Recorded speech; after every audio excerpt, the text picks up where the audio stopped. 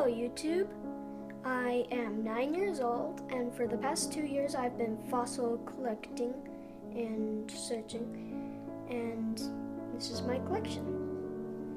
So this is a non-disc shaped Erinite that my dad gave me. These are two of my nautiloids, and on this one you can actually see the lines. And flip it over. And there was the meat part or whatever. It just curls in on itself, getting smaller and smaller. Alright, so on the small stuff, I'm going to do another video that might help you see some of it, but keep going. Here are some of my Mosasaur teeth and Eotrigonodons, very small ones. Oh, a couple of the small crocodilian or a Mosasaur tooth, maybe? Here mostly Eotrigonodons. Or the relatives, the swordfish, the ones that have, or the sawfish, the ones that have the teeth sticking out of their long, narrow snout. These are some of my bigger ones. And your two biggest? That my dad gave me. Turn it over. Cool. And the other one? The other side? Good stuff. Those would have been huge, monster, 20-foot or more sawfish. Alright, what's this next row down there, that little one? These are Mosasaurs and Crocodilians. Okay. Here are some of my bigger ones, mostly Mosasaurs. These have been tumbled and broken up quite a bit. This is my first and probably my best crocodilian. Okay, show the chamber. Yeah, right there.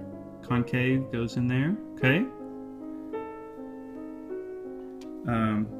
This one, I didn't look up the name ahead of time.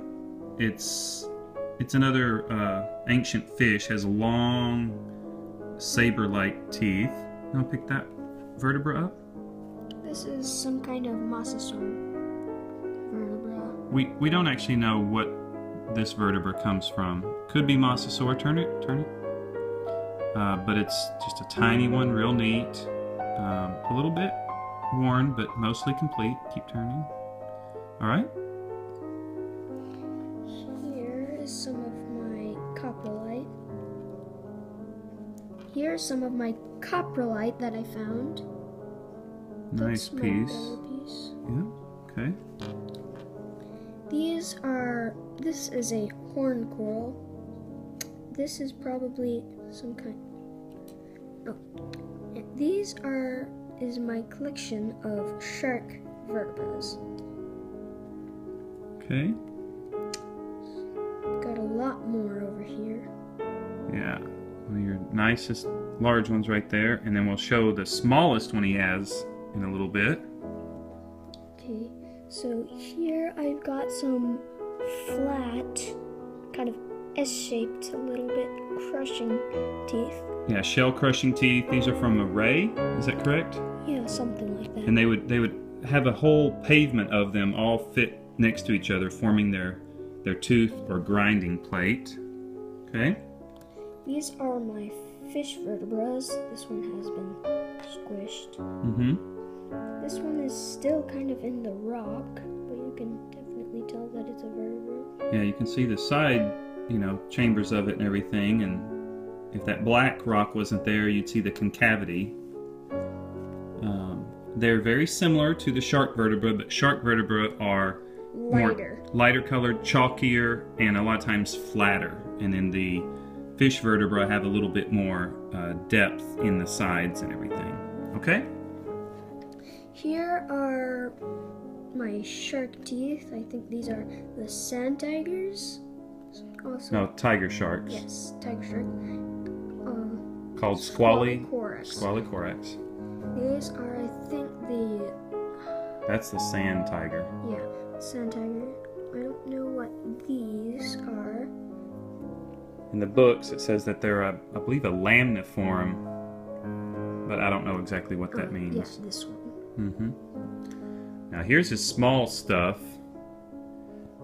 Those right there are little, look like ammonites, or like little bivalves, those little discs. I think that one for sure is like the Ammonite one. Super cool, small, tiny fossils that you can find in some of the fine gravel. Which one has your smallest vertebra? This one right here. Just leave it there. It's a tiny little, probably a shark vertebra, a baby shark. There's some other small vertebra. Oh, I lost the focus. Here we go. Show us your best Ichirhiza. Alright, hold still.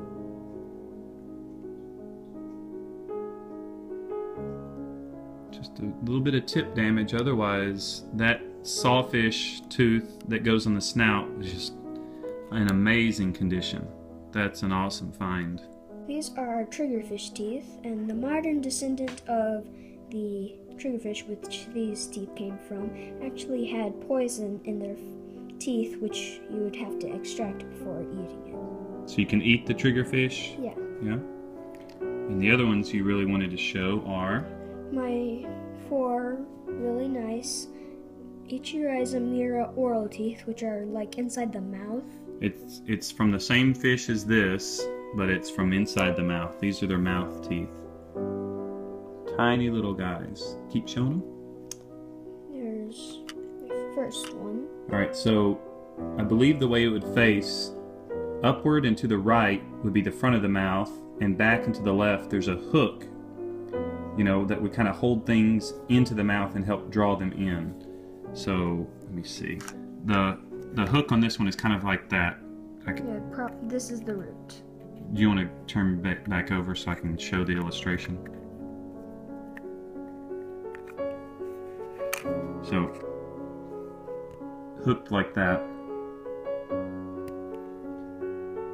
So here it is, like this, sitting in the mouth. The opening to the mouth would be that way. Fish would come in and it would grasp it in with these hooks. And now turn it over and set it back down to show the root part.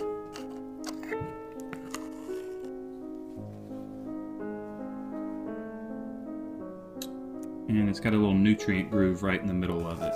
Kind of hard to see. We're not going to be picking up any others. But he's got that one, a nice example, and another one right there. So he's done extremely well with those. So now we're going to be moving on to the bigger stuff. This is a kind of fish tooth, the Incudus petrosus. Then we're going to move on to the Incudus petrosus jaws, some really big ones. Show us where the tooth would come off from.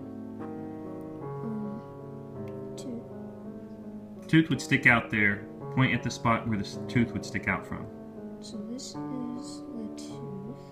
Yeah, it breaks off a lot of times. I don't know if I've ever found a whole jaw fragment and tooth. Alright, and he's got some smaller ones and a couple of other ones.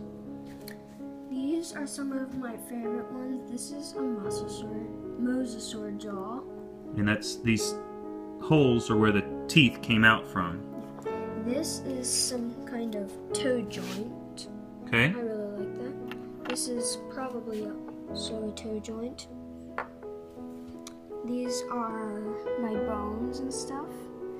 These two are my rib bones, really nice ones. Okay, so now we're going to move on to the scutes. These are my alligator scutes. This is a really nice one. These, I'm not sure if they're scutes or not, but I'm pretty sure. Yeah, some of it's either going to be, like that one is from a turtle or a tortoise, one or the other. This is a ridge, like on the alligator's tail, there will be the ridges. Yeah. Something like that. I think those are 3 more of those ridges. Now some of these come off of the turtles. They're on the inside, kind of like the backbone or the spine fused in with that. Okay, so this is still puzzling us. We don't know what that is. If anybody knows what that one is, turn it over.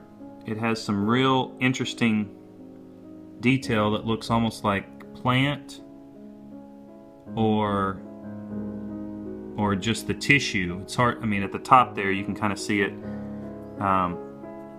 Larger holes in the middle, smaller on the sides. He thought it, or one of us thought it kind of looked like a hoof but I don't know that that's what it is.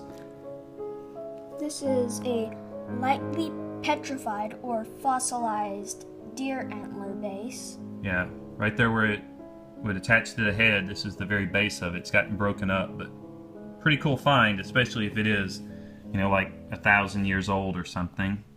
Here are my enamels. These are mammoth enamels. These two were found on the same trip that my dad found a really big piece, so there's probably a mammoth tooth busted up recently.